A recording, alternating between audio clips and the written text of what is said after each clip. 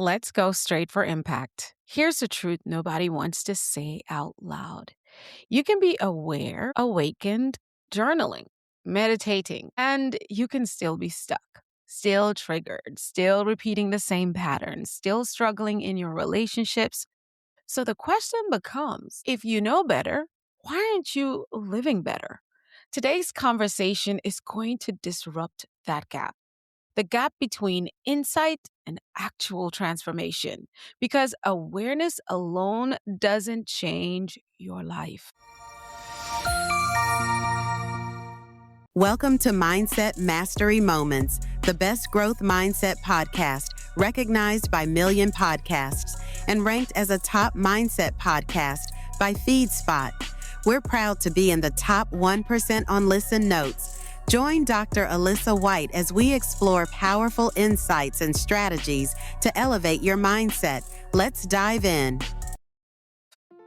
Welcome back to Mindset Master Moments. I'm your host, Dr. Alisa Whyte. And listen, this is where we don't just talk mindset, we master it. We bridge the gap between what you know and how you actually live, lead, love, and show up in the world. And today's conversation is for the person who has done the work, but knows deep down there's another level. If you've ever experienced growth, healing, or even awakening, but still feel like something isn't fully landing in your life, this conversation is exactly for you. Today's guest is Blaise Kennedy, a spiritual teacher and creator of Developmental Architecture, a powerful staged framework that integrates awakening your nervous system capacity, trauma repair, relational maturity into one cohesive path. Blaise's work is at the intersection of embodiment, relational development, and consciousness. He's helping people move from insight into actually lived transformation. Not theory, not hype. Real change that shows up in all of your relationships, your patterns, and your everyday life. Let me tell you, I am excited to welcome you, Blaise, to Mindset Mastery Moments. And in your own words, tell us who you are, what you do, and why you started doing it in the first place. Yeah, well, I love the intro. My name is Blaise. I'm a spiritual teacher. I live in Canada, but I work with people all over the world. I create programs and run retreats. Why do I do what I do? Because I love it primarily. I also say because I've needed it in my life. I have needed awakening and healing very deeply, but it's also the most interesting thing that I could do with my life. And I think it's of tremendous service to the world. So I have my unique approach to this that we're going to spend a lot of time on today. We'll get into how I do what I do and what I emphasize. Your intro is a great start for that. Absolutely. So let's get straight into it because I see this all the time. As humans, we know what to do, but we tend to find ourselves not doing it.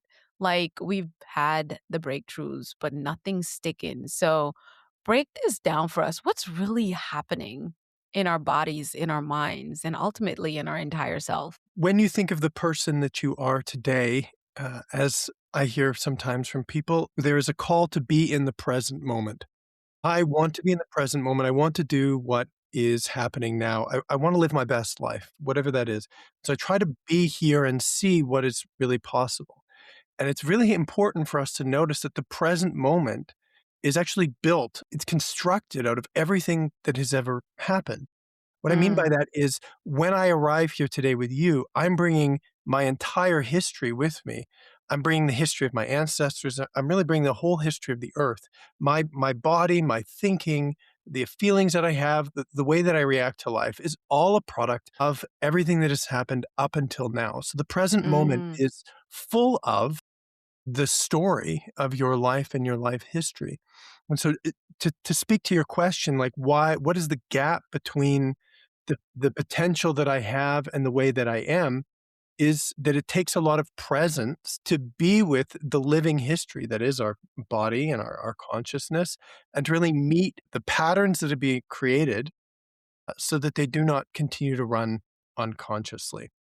So being in the present moment is an opportunity really always to expand into more and more of yourself and to transform what has been before so that it does not continue to play out as your future. I mean, essentially, if you carry the past with you, you recreate that as your future. And so you're not Mm. really moving towards the future, you're projecting what has already happened into the next moment. And so there's a system of discovering and really transforming that this is one of my main priorities as a teacher, helping people to recognize how the past is active in our lives and to transform it so that we can live a higher potential future. Oh, I love it.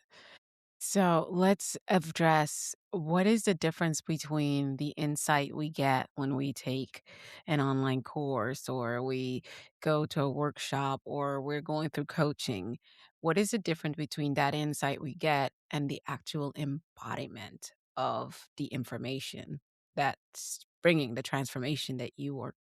Well, first, I would celebrate anytime anybody has any insight or even a desire to change. That is the raw materials of your future. So, even the fact that when someone says that they're stuck or they're having challenge, that in and of itself is not really a problem. It's an opportunity. And the fact that you notice it and are aware of it is the place that you start at. Yes. And so there's really no problem to the fact that we have insights, but we're not complete. We just really keep going.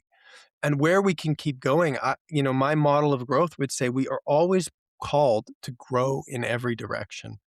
And one Yes. of these directions, as you speak about embodiment, means that we will always be sinking deeper into our body. So this is a way in which Mm, the present moment is always being called to expand. So right now, we're aware of our thinking, we're aware of our emotions perhaps, we're aware of some degree of our body, and there's always a call to sink deeper and expand into more of ourself. And this is the path of embodiment, this is the path of grounding ourselves. And it really literally goes on forever. There's no point at which you reach an end point. And so there's a whole skill set that can be developed around it.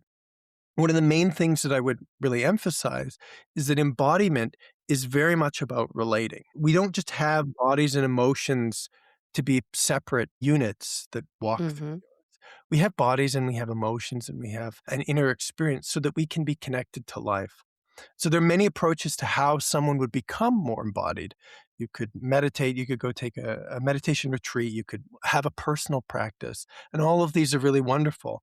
But what I teach and what I emphasize is that when we connect together, we make embodiment much more alive and Mhm. meaningful. When I feel my body, when I'm relating to what's happening for me, I'm able to express that to you, and you are able to actually receive that. And this takes us to a place where we access connection. This is, if you were to ask, what's the sort of central practice of what I do? It's learning how to relate and learning how to connect. This is what everything orients around. And one of the reasons you mentioned one of my programs, Developmental Architecture, this is how children grow. There's no Mm, child in isolation. Every child grows as an extension in relationship to their mother and then their parents and then their family and their culture. Every stage of development is relational. mhm. When we go on our spiritual or healing journey, we think about our healing as a sort of a personal project. But the reason that we have to heal in the first place, all the things that we are healing from are relational wounds, relational challenges. And so, in my experience, it's just most useful and efficient to place ourselves in connection with people who can really feel with us, who can really experience what we're experiencing. And I experienced it for the first time many, many years ago. I really did not know this was possible. And there was a teacher, a man that really blew my mind named Thomas Hubel. And when he sat with me, I felt transparent, like he could feel and see everything that was happening for me. And I just thought that I haven't grown up in a world where that is possible. Like, what is this reality that he is accessing? Mm, Accomplish many things at the same time. First is that when we connect, we're actually accessing a more subtle or deeper layer of consciousness, which I believe is emergent or part of our evolutionary development. We learn how to relate and to share and move beyond personal survival. And by accessing connection and relating Yes. in this way, things move a lot more naturally and a lot more effortlessly because this is what we are designed to do. We are actually designed to be connected and to live in abundance, to live in a place where we care for each other. So that's my orientation to embodiment. So good. You said so many amazing things that I am so looking and feeling in all the things that are happening across the globe currently. Even if he has this conversation, I seem to be more in tune with everything you just said. And that's how I am navigating life and in awareness of what's happening, all the wars and the da da da da da da da. But it's like, okay, so that's happening. That's one reality.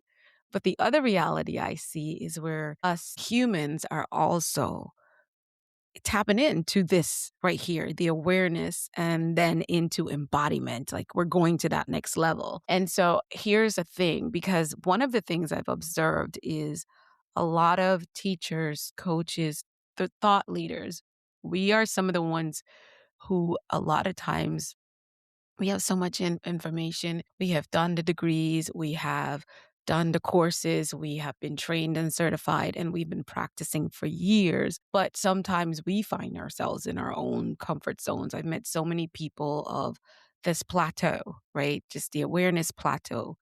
Is awareness actually becoming a comfort zone, did you find in your work for some people or for many people? And where are people unintentionally bypassing this goat? Again, unintentionally bypassing the real Well, I think the growth. thing that you started with is probably really important to orient around that the world is changing. So if you Mm, find yourself running into the limitations of your state of consciousness, I think that's actually really healthy. Again, a good model mm, for this would be imagine if you had a degree in computer science. You had a PhD in computer science. You were studied. You graduated in 2014. The reality is the field is progressing so rapidly that to be on the seconds. leading edge, you can't not stay still. Like, everything that you've learned has prepared you to learn the AI revolution, but that you can't stay still. The field is emerging so rapidly. And so there are Mhm, many, whether they're Western or Eastern practices and orientations, which have been cutting edge and tremendously powerful. And this is true for me as much as the person that you're describing in your question, that to be at the cutting edge is to recognize that we are evolving beyond what mm, you know. And so that can be uncomfortable because you want to exercise what you know. There's a sort of a comfort in the reality that you know. But I think that's going to be eroded for everybody. It doesn't matter what your level of consciousness or development is. The world is changing extremely rapidly. And this means actually that you have a tremendous opportunity if you can find the right guidance, if you can take the discomfort of not really knowing where to go next and finding that you're moving beyond what you know, there's a tremendous opportunity. So I think whether it's in the Western world or the Eastern world, what we have considered the ceiling, mm, what has been excellence in consciousness and all these other leadership fields that you're describing, I think we're going to find out that that's our floor, that we are not anywhere close to the ceiling of our development, and that the floor is much higher. Now the question is, who do we get leadership from? How do you know how to go farther? And right. this is where, hopefully I have some direction to offer you, but ultimately you're going to have to really lean into your own curiosity and find out what's really true for you. What you described is so important. You say there's one reality out in the world and it's Yes. happening. It's true. There are wars, but there's something in me that Mhm. you could call it my soul is actually moving in another direction. And I have to lean into the intelligence of that because it knows more Yes. than I do. It knows more than my memories. It knows more than my thoughts. Again, as I've described, my body is a function of really the old world. It's built out Mhm. of everything that has happened. It's evolution up till now. And so we have to learn how to access higher intelligence within ourselves and then with the broader universe to help direct us to where we're going because it's not going to be what has been before. So this is Mhm. our opportunity and challenge, is to really find parts of ourselves that we can use to navigate towards a reality that doesn't even exist yet. And Doesn't exist. again, it's a challenge, but it's also very needed and, extremely exciting. It is. And so you brought us right to I had this thought in my head as I look through your work and see how you've been creating impact across the globe is nervous system alignment. So let's talk about something most people tend to overlook, and that's your nervous system. Of course, people say they want change, but their body is literally resisting it. Is what I have learned, and you talk about this in your work. So let's unpack this. What is the nervous system asking for that people are ignoring Yeah, along the journey of becoming? that's a great question. So first, in we can extend our concept of our intelligence. Usually in the West, especially, we think of our intelligence as our brain. But we can Mm, extend our intelligence to include our entire body is intelligent. This is really fundamental. And so no matter what is happening in our thinking, we're going to need to integrate all the other intelligence of our mhm, body. And our body, again, represents many different kinds of intelligence and many different needs. So when you ask, what is your body asking for? I would say it's asking for many things. And these reflect different aspects of our development, both through our whole life and through the process of incarnating our relationship with between our bodies and our lives and the higher consciousness. So what holds all of that together, I think, is everything in our body and nervous system is looking to be felt and it's looking to be mhm, seen. It needs me to feel it and it needs it to be online in the world. So higher consciousness, you could think about like the internet. Right? And the way that the internet works now is I don't store anything on my devices. I store everything in the cloud. The internet yeah, is the place where everything exists. So collective consciousness, the higher consciousness that we are levels of consciousness that we're moving towards. One thing that's very clear is everything about you is designed to be online. It's designed to be part of life. It's designed to be mm, way that is not separate from the rest of life. So one giant living internet. So what does that mean? It means that at the beginning of my life, when I'm born or even before I'm born, that my soul is recognized. Not only is the mother aware that she's pregnant, but they're aware of the actual being that is arriving. And this is tracked and recognized and you're seen before you were born when you mhm, are in utero and in your early life that you have the quietness and the safety and the connection and the peace mhm, really appropriate for an early developing organism. And as you mm, develop needs, as you can't speak them, you can't go to the grocery store by yourself, obviously. So then your needs need to be recognized and met. And then you just start to develop your will and you have your own wants. Again, I have children. They're very willful and their will needs to be integrated both into their own body and into their family. And then they need to learn how to care for self and others. I have 2 daughters that are learning how just not only to think about themselves and care for themselves, but care for others. This is a capacity that we develop in our heart. And then they get mhm, more higher levels of authority and higher levels of thinking that exist in the higher centers in the body. And so by the time that we are adults, ideally, we have integrated so many different human capacities and human needs into one intelligence. mm, I'm able to feel safe. I know that my needs are met. I live in the base of my body, I live in abundance. I'm connected to my light, and I'm connected to the higher dimensions in which I come from. I'm able to express my will. I can care for self and other. I trust in my own authority and my own judgment. I have witnessing consciousness, and I know my place in the universe. All of these things are developmental. So for us in our world, it's very important to recognize that I'm 40 years old. I did not grow up in a world that's primary orientation was to support this development. mm, So it didn't happen for me. It just right, hasn't been in the human capacity to support ideal conditions for each human being to thrive. So now mhm, we're going to have to go back and create those. And what bypassing means in general is to prefer one part of development over another. So it's to say, right, for example, early in my life, I did not feel safe. I don't feel safe. This is one example. So what does the organism do with that in the world that we have? Well, I try to create safety using the other facets of my intelligence. I create safety by ah, the way I look, the way I talk, by caring for others, by being a people pleaser, by making a lot of money. And what I've done is I've sort of distorted my Mm, higher capacities to compensate for the fact that actually very early in life, I don't feel safe. So what it means to not bypass is it means to go back into the base of my body, which represents my early life, and create safety. This is something that we absolutely can do. No matter what your early life conditions have been like, no matter what culture you grew up in, we can create ideal conditions for you. So then what this does is it frees up, well, first it builds a base of safety in you. This is just one example. Builds a base of yeah. safety in you, but frees up the rest of your consciousness, your intelligence, not to be striving after survival. It allows you to be creative and express higher potential because your life is not about compensating for safety.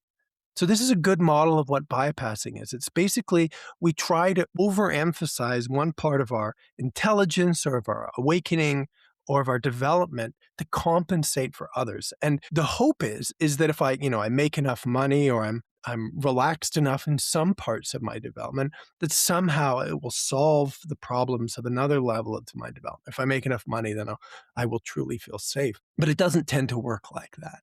It tends to work Mm, that no matter how much money, no matter how whatever it is that I am, that underlying safety doesn't lack of safety or whatever part of ourself that we're talking about does not transform in and of itself. So to not bypass is to recognize that I need to integrate all of these parts of my development and to have the skills and support to really do that, to help access these parts of my consciousness and have access to people that can help me transform them. So I'll pause there. mm. I said so much. Oh my goodness. No, I'm drinking it all. I'm drinking it in because I concur. I concur. I concur.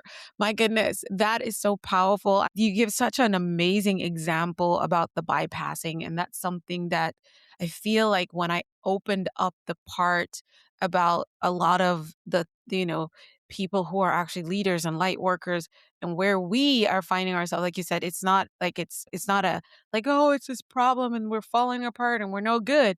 We are facilitating change and transformation in the world, but still have levels to go that we desire to go to. And we are finding ourselves not able to break in that ceiling, even if it might be the part where you want to monetize and be able to bring more abundance in your own life financially, but you're not able to see, well, I'm planning these events, but I'm not getting, and what is going on. And when you talk about bypassing, I feel like that kind of really addresses for anyone who finds ourselves, okay, what am I getting wrong? And we can't figure out it's not necessarily what am I not open to see? And it could be that bypassing you spoke on where, okay, how we're showing up right now is mostly influenced by what we don't want to be versus who we are becoming. And so we are in conflict with actions and I guess decisions and how we're showing up. So here's the thing, you also talk about capacity. So what does capacity really mean in simple terms? Yeah. I'll answer that question, but I wanna restate what you said, which is Yes, that I want you to as that our well. leaders have this challenge. I think that again, it's something I really embrace. Our culture, it has been a bypassing culture in general. So if you find yourself in that position, for me, that means that you are on the cutting edge. If you are Mm, running into that ceiling, that means that you are breaking through the culture that you've lived in and the limitations of it. And I celebrate that. It's not a problem. It's a sign that you are growing out of some amount of scarcity. You're moving actually towards a higher reality. So to talk about capacity and to really build on what we're speaking, you can think about your body as a building, like an apartment building. And this is true physiologically or in your nervous system or in your chakra system. You have your early life experience and it just sort of builds like one floor on top of another. Again, children don't think in the same way we do. That's because their higher centers are not really formed and active. mm, And similarly, adults don't have the same needs that young children do because they have all these higher centers and they can, again, go to the grocery store and they can get a job. They're not so dependent. But what we find, again, when we talk about bypassing, is that adults often carry, probably more than often, always, carry the underdeveloped parts of themselves into mm, their adulthood, which means that even though I feel powerful in some ways, I feel insecure in others. And so the way that we can look at that is like the foundation of my building may be very tall and beautiful and elaborate, but the foundation is under stress. So if you're sitting Mhm. on the 30th floor of a building and the first floor is shaky, it doesn't matter how beautiful the 30th floor is because the Mhm. foundation is shaking. And so we can have tons of capacity and wealth and intelligence. And as long as the earlier parts of our development, lower parts of our body are developmentally incomplete, that will translate into our higher development. So capacity is something that is holistic. It's not, again, it can be something you have a lot of strength in one area and you try to ride that out and hope that will fix everything. But what we're talking about Mm. is going beyond that. We're talking about going beyond that kind of orientation to life. Like if I'm just totally driven in one area, then somehow that's going to fix everything. So capacity is something that is formed through our entire life. It's formed through being present with everything that ever happens to us and having the support to really go through the things that happen in our life. So Mhm. because we don't live in an embodied culture, children are essentially left to deal with a lot of developmental challenges in their body and in their more subtly in their consciousness on their own. They're unseen. And because they're unseen, they don't really get the support they need. So a model of what trauma is anything that we can't handle Mhm. because it's overwhelming or because we don't have the support that we need. We can't express it, we can't be seen in it. So when that happens, we don't complete whatever the movement or experience is, it gets stored in us as sort of frozen energy. So as Mm. we're adults, again, with all this capacity, we have these pockets of incomplete experiences. These are like places within our building where the structure hasn't really actually been built yet. They're gaps in the foundation of our building. So we run into them all the time. And this is essentially what it means to be triggered. This is what it means to have inner conflict. This is what it means Mm. to say, like, but I'm so good at this. Why am I so insecure about it? Or like, I love my partner so much, but I don't trust them, right? We have these Mm. challenges. And for me, they're all signs to the fact that we have an opportunity to feel more and integrate more of ourselves.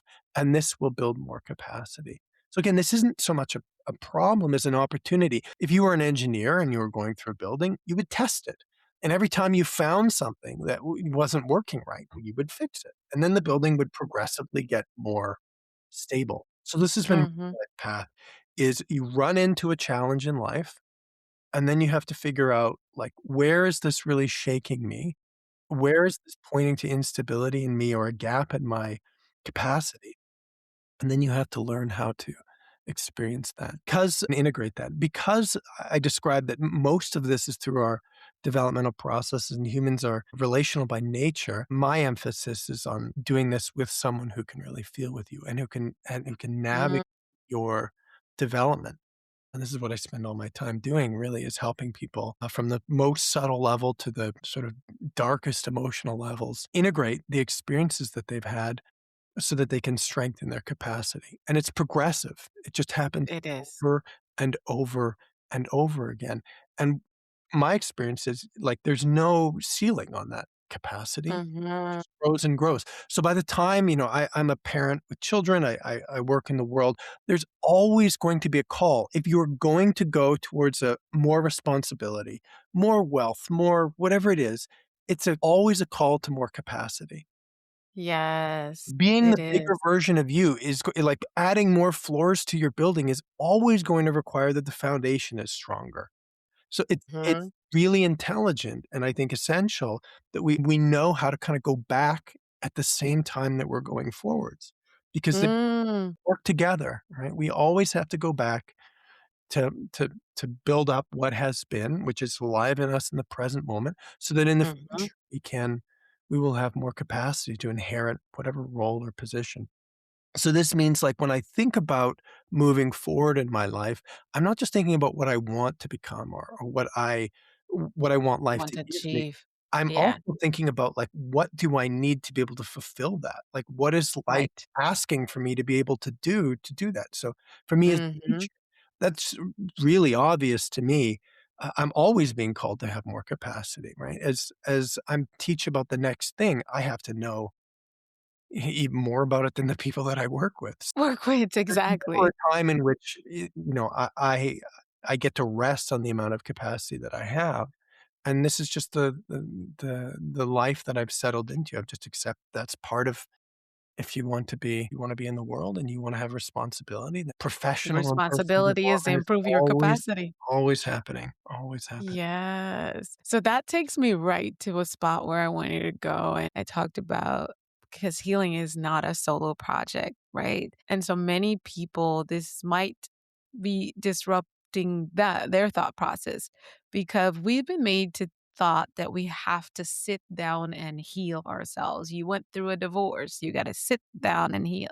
You went through a breakup, you got to sit down and heal. And basically, that invitation is to figure it out, get it out of your system, and then get up and go again. Be strong, do the work by yourself. But you say that doesn't actually work. And I agree with you. So let's go there. Why is healing not a solo project? Yeah, so, well, the things that we're trying to heal are experiences that we are having or that we have Hmm. had, both. I mean, they're happening now, the past is happening now. So when I carry a memory of my divorce or something from my childhood or something that happened at work that's challenging, the past is alive in me, and healing is really about completing or integrating the past. And what I'm describing is it's true that the past needs to be integrated in you as a person. But what I emphasize is the way that happens most efficiently is actually by sharing with another person what you are experiencing and what you've experienced. So you can think about, maybe it's a little crude, but you can think about all the content of your life as like emails that are waiting to be sent out to life, to people who care about you. For me, if you want to get the emails out of your draft box, you just send them to the person, you just send them out into the world. They complete their purpose. So again, Yes. everything in me, as personal as it feels, is actually designed to inform life. I'm building out this internet of human experience. It's actually designed to be in life, not so much separate in me. And so it's possible, again, in human history, it's really probably been emphasized to work on that by yourself. And I think that's because the internet really hasn't been available, meaning we haven't really have attuned people in our world who can really feel with us. So we've had to live in a higher level of scarcity where you have to kind of just figure it out for yourself. But Hmm. that's changing. And I think what I witness today is that as every day passes, people are growing in their capacity to feel themselves, growing in their capacity to express themselves, growing in their capacity to feel other people. And as a result, everything that we hold, all of the energy that we hold, is moving much faster. And this is going to continue to happen. Again, you could think about it like the way the internet works faster today, right? That today, my experience of the internet is so much greater than it was 20 years ago. And it's the Hmm. same for healing. Our access, when I was a child, the word trauma didn't even exist. If Right. you look at the capacity of our culture has grown, or at least parts of our culture, has grown Yeah. so rapidly that I think it's actually more preferable to share openly with people than it is to do the work yourself. And I expect that to grow even more and for the rules of the game to change. But this, again, what I would emphasize is that when I work with groups of people, what you find is the things that you are healing are nourishing to other people. This is such a counterintuitive thing. You'd think, well, the pain that you hold and all the things that you process are like some sort of garbage or some sort of toxic waste that you need to purge from yourself. But as soon as you share it with people openly and transparently, people receive it with love, and they are generally inspired by it because we all benefit from human experience. When human experience is raw and authentic, when it's vulnerable and transparent, and it's shared openly, everyone benefits. It's actually nourishing. So it's my experience that rather than thinking about like I've got all this pain and I need to somehow like get rid of the pain, when we tell our story, when we live our lives openly and other people are with us, the whole system gets nourished because that energy comes to life. My experience, whatever it is, informs the world and becomes that is the healing. The healing is not just that it moves out of me. The healing is that we are now more together and that our lives are woven more together. It's not just that the individual needs to heal. It's actually that our whole collective consciousness needs to heal, that we are separate from each other. And there is a tremendous need for us to become closer. And we do this Mhm. by actually sharing what life is really like for us. Yes. Oh, I love that. Wow. So give us a little bit of your insight on what you describe as relational safety, because a lot of people struggle with safe relationships even when they want them. And how do we start building that in real life and not theory? Because that's part of the reason why many people think they have to kind of go it alone. And so they have that mindset and they're not opened up to connecting with individuals like yourself because they're like, I got to do it alone. They're already in that mindset. So seeking outside help because they haven't been able to connect with their, like you said earlier, it was set a preface like I wasn't safe as a child. No one was there. I had to do it on my own. I ended up in foster care, or I did grow up in a house with 5 other siblings. Somehow in the middle, I told my parents I was being bullied and they never listened. They told me it was me. I was the problem. So talk to us about that relational safety piece. Well, this is where I start every person that I work with. This is what I teach Mm, is how to create that. And just to make reference to, in the show notes, I'm going to send some links for the different ways in which you can engage in the work. And that actually represents kind of different levels of connection. So first you can, wow. like this Love that. podcast, you can listen to me and you can feel like, how do Blaise's words land? Do they make me feel safe? Am I attracted to it? Am I not? Right. Whether if you feel aligned with this or not, y this is helping you develop your own compass for what feels true and Mm, right for you. So this happens all the time, you listen to someone speak and you're attracted to them. You're listening to your inner yes or your inner no. And so learning how to orient to that is very important. And the second mm-hmm. thing is that we develop a container through the practices that I do and through the practice of meditation that I offer. You can come and sit with me anytime. The most basic container that we create is that we are here together. That I stay here and you stay here and we create a stable presence together. And so I offer meditation. People can come sit with me anytime. And that's what we do. We don't talk about anything. We just sit there and we learn how to feel that I'm here and that you are here. And despite the fact that you and I are 1,000 miles away or more, 2,000 miles away, we're actually in the same present moment. And this is part of the Yeah. evolution of consciousness. We're actually here together. And we can start to Yes. feel that. And then we can feel, does it feel safe for me to be here? Do I feel scared? Do I feel like what's happening between you and I? So when we actually go slow and feel our bodies, we can actually feel what connection is like for us. Yes. The third stage is you can take programs with me where we move much more directly towards that and we actually speak into that experience. Hmm. All that is to say, what makes relationships safe is primarily two things. Is one is that you and I can stay here together. We share the same present moment. Nobody leaves. I can feel that you are here and that I'm here. Hmm. Second thing is that we can become attuned, which just means that I can feel what's happening for you, Hmm. feel that I'm here with you. And I actually learn to respond to what's happening for you. So, for example, if somebody says they start to talk about their childhood and they say that I feel fear, that I feel your fear with you. And I learn to be responsive, meaning I go slow and I help you co regulate or I actually help you be with your fear. You notice Mm, if I were to raise my voice or start talking about something totally different, it would be not attuned with the fact that you're right. in your place right now. So we learn together how to be here, access this sort of collective present moment, and then we learn how Mm, to be attuned to what each other are feeling and responsive to that. So these are the two things that I would emphasize about what makes relationships safe is that we are present together and we actually feel together in a way that is responsive. So you yeah. get what you need. When you feel scared, I feel that with you and I don't overpower you. When you feel angry, I receive this. When you feel sad, I feel sad with you. And so this means that the individual doesn't carry the burden or the challenge of their experience by themselves separately. If we have relational experiences where it's actually helpful when I'm Yeah. sad or angry or scared, when it's actually helpful to be with you, Mm, then we mhm. learn that relationship is a benefit. Being with someone is a benefit. If we're with someone and it doesn't help us, well, then that's going to reinforce that connection is not safety. So these are skills that therapists have.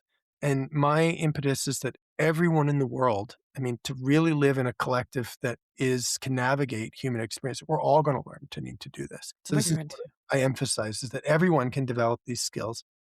And it's good for us. It's inherently good for us to learn how to tune into this level of life. It's part of our evolutionary development. And it's very reciprocal and mutual. When I'm sharing, when I have need, it's good for me to be met. Mhm. When I'm listening to other people and caring for them, it's also good for me. So this is the world. It's an abundant world of care that I'm teaching into. And again, I run all kinds of programs with that. And I also teach this as the foundation of the meditations that I do each week. I love it. So I want to, again, thank you so much for the tools that you've given us. So I want to get a little bit more practical with your work because our audience loves those practical applications. That's what they live on Mindset Mastery Moments for. So if someone is listening right now and they feel stuck, what is a simple real life map they can start using today Yeah. based on your developmental architecture and Well, those stages of growth? the practice that I've kind of come to that ties everything together, no matter what you're experiencing, I'm going to really emphasize that you do three things. And Mm.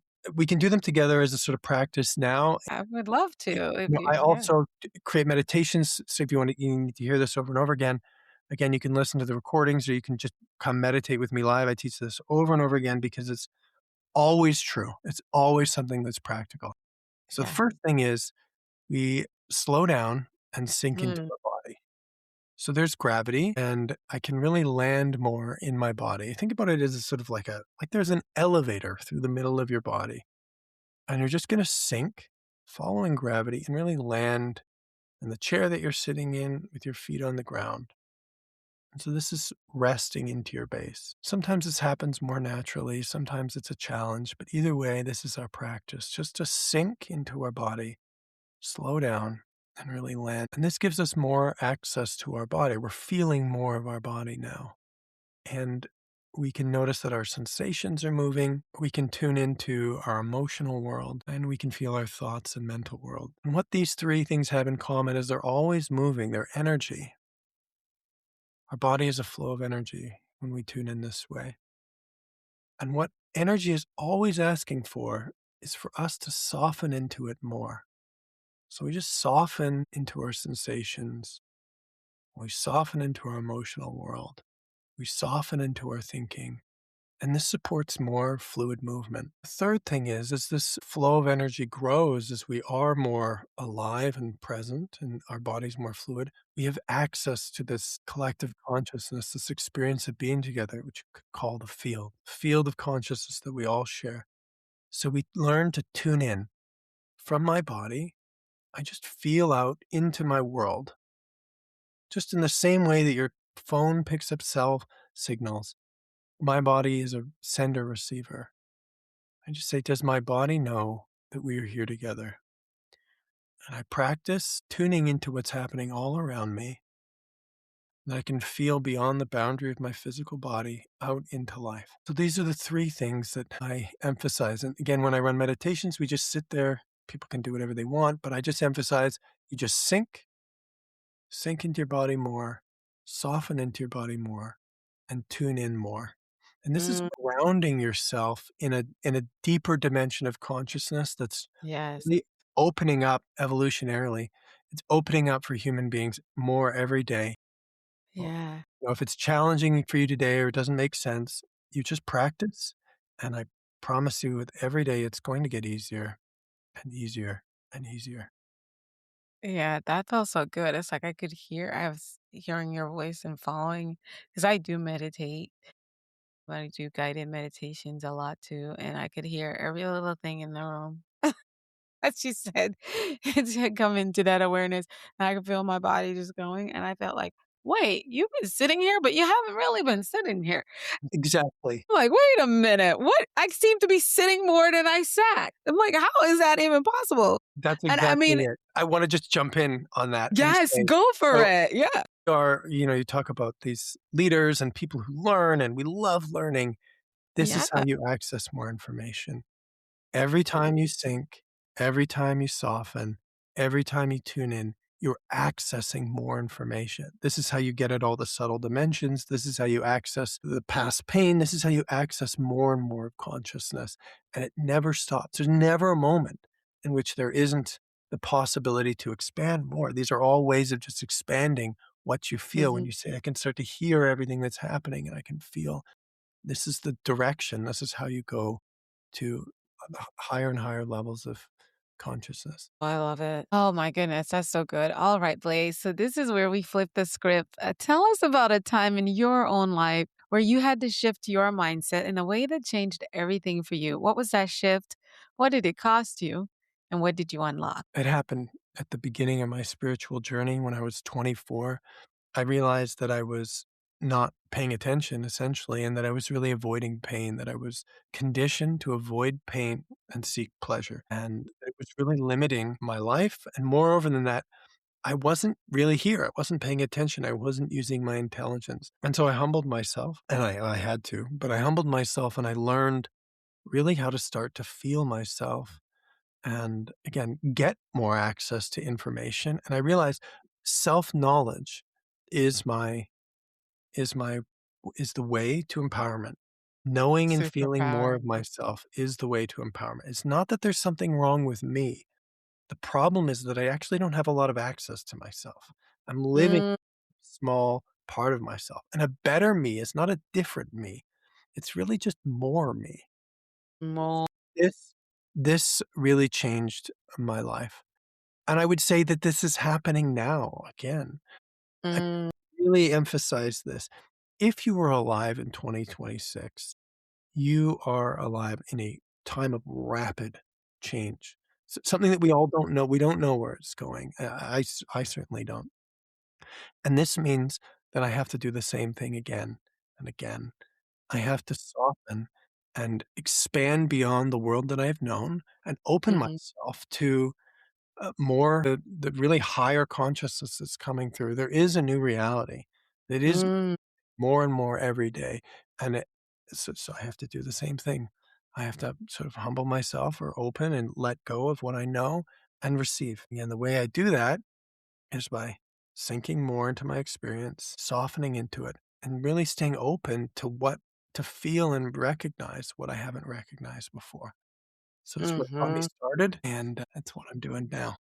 Yeah, it keeps on you keep unlocking those levels of yourself. That is so powerful. I guess when someone asks me, a lot of times, and I'm gonna ask you this question, what is success? And I say to just keep becoming the next best, greatest version of myself while being present and amplifying the one that I do know right now. So what is success for you, Blaze? How do you define that for yourself?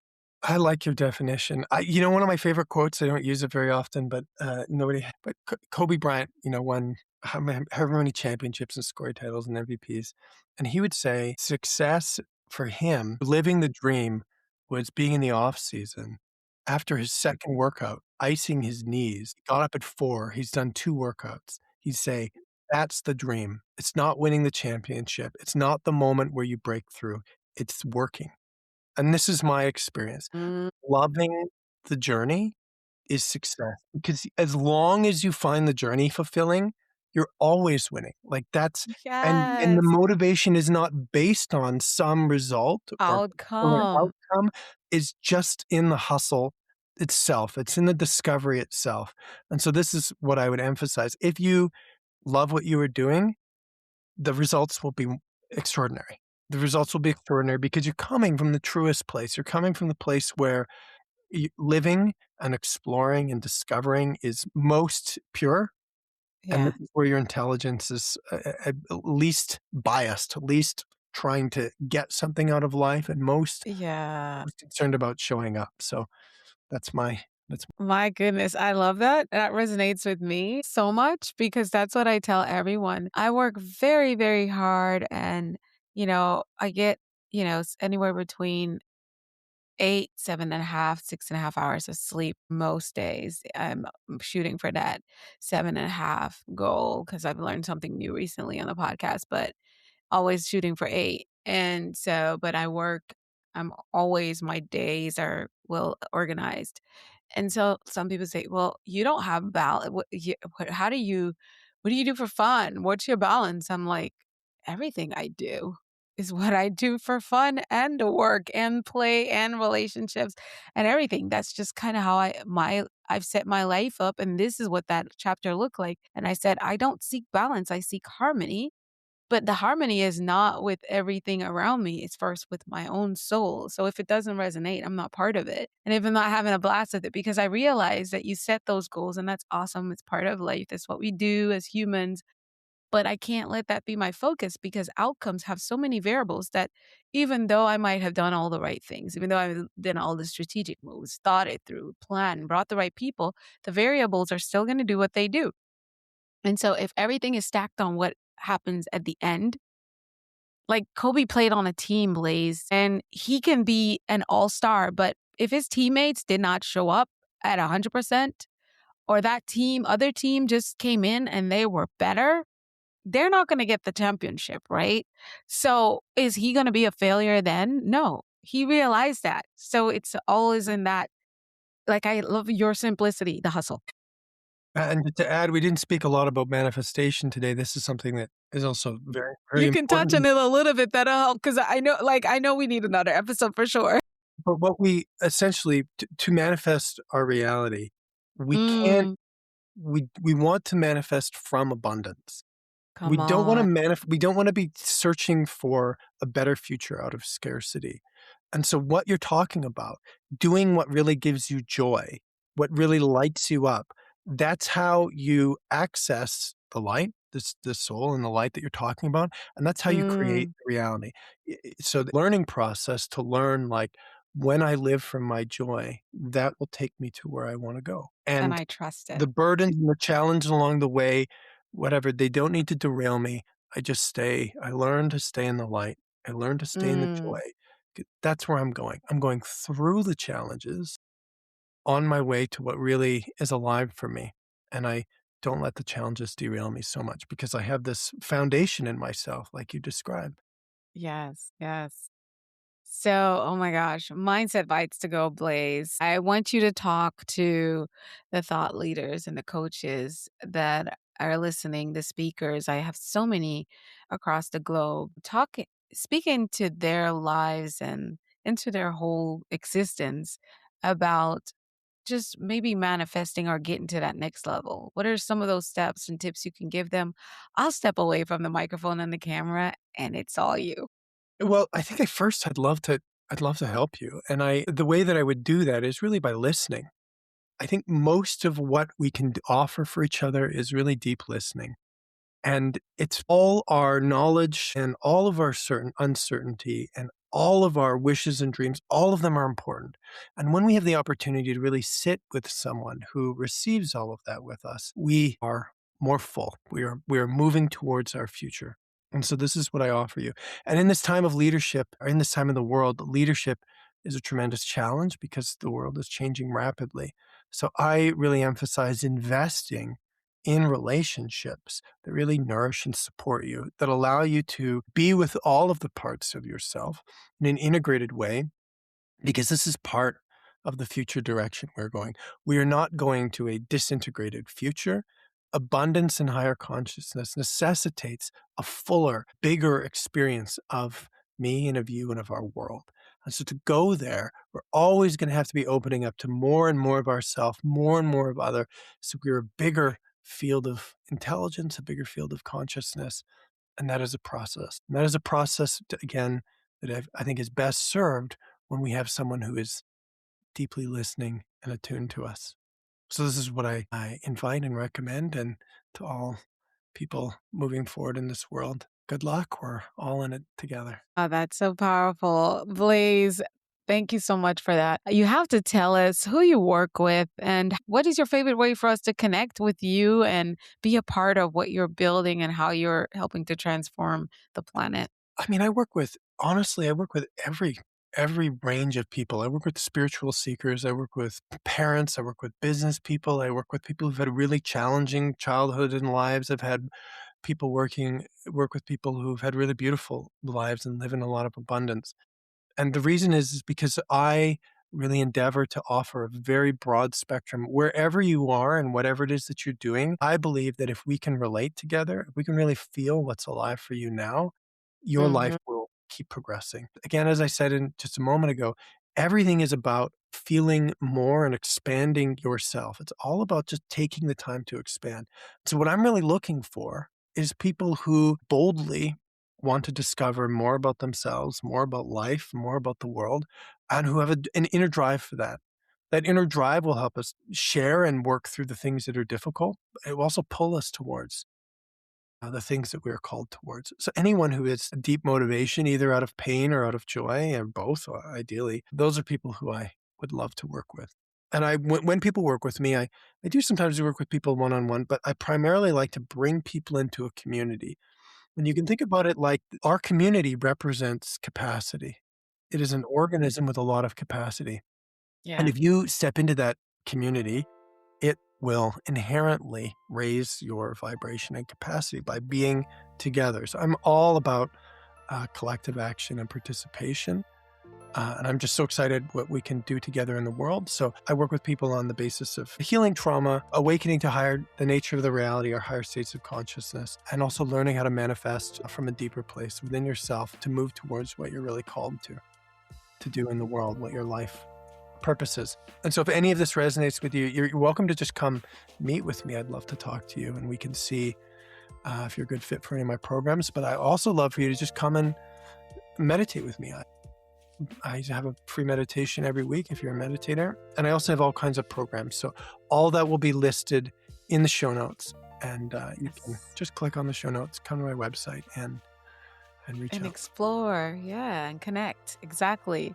Because this episode did not just come to if it's the first time you're tuning in and this is the first episode you're hearing, obviously I feel like you're guided. And for those who are used to it, I'm talking a lot. We've been talking a lot about going in and doing the work required, and don't just stack things and money and power or fame on top of these foundations that are just not there to sustain you in those positions of power or leadership. So listen, Blaise, this was so powerful, and we are so thankful that you have taken the time out to be with us here at Mindset Mastery Moments. And for disruptors, remember that all of Blaise's links are in the show notes, and just do us a favor, reach out and let him know that you heard him here. And also share this episode with someone else. Here's the bottom line. Awareness is not transformation. Information is not execution. And healing does not happen by accident or in isolation. So you have to choose it. You have to practice it. You have to live it. And you definitely need a mentor on that path. So keep mastering your mindset. Think, speak, do, become.